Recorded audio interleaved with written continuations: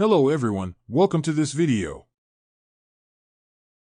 In this tutorial, I'm going to walk you through creating a backtesting alert using a single condition symbol open, high, low, close, volume to evaluate the performance of S&P 500 ETF over the last 20 years.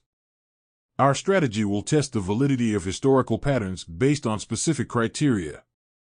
We'll enter a trade when the symbol close condition crosses above 330, and we'll exit once the time in market reaches 5 days.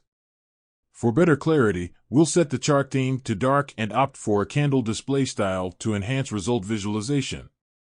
Now, let's move on to the form section. Begin by selecting SPY as the symbol. Then set the backtesting time range at 20 years. You can either customize the name of your backtest or go with the default one. Next, adjust the time in market to 5 days. In the entry conditions section, simply pick symbol close from the drop-down list of symbol open, high, low, close, volume, and set the condition to cross above 330. Now, click the Run Backtest button to initiate the analysis. Once it's complete, you'll be taken to the Results tab, where the outcomes will be showcased. The Summary tab provides an overview of the overall data from the backtest results, while the Trades tab offers details on each trade. Even though the default exit condition is time in market 5 days, the Exit with Default Time in Market tab reveals trade outcomes with different exit times such as 1 week, 1 month, and more.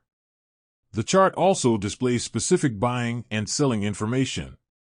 Green triangles indicate entry points, while red triangles signify exit points. When we set the entry condition as symbol close cross above 330, considering the default trade price is the current close, we'll buy at the closing price on the day the condition is met. Exit points coincide with our time in market 5-day setting, signifying we'll sell after 5 days once the condition is met.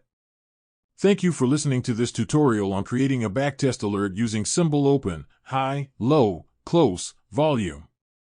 If you have any questions or thoughts, feel free to share them in the comments section of this video.